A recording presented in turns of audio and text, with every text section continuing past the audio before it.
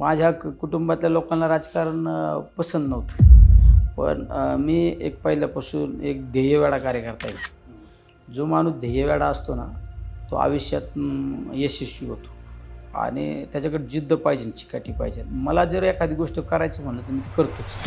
त्याच्यामुळं माझ्याकडं हा गुण असल्यामुळं मी त्या विरोधसुद्धा झुगारून दिला.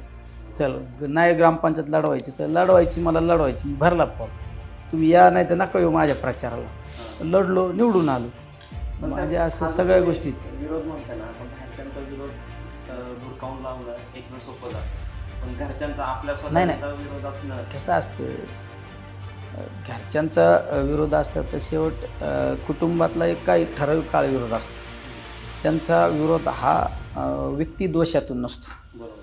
बाहेरच्या लोकांचा विरोध हा व्यक्तिदोषातून असतो आणि घरच्यांचा विरोध हा आपल्या काळजीपोटी असतो. त्याच्यामुळं तो विरोध मावळत असतो. त्याच्यात एक प्रत्येकाची एक भावना असते, हे आपलं क्षेत्र नाही. आता माझे तर कुटुंबातले लोक म्हणायचे, अरे हे आपलं क्षेत्र नाही. ही फक्त एक झलक होती.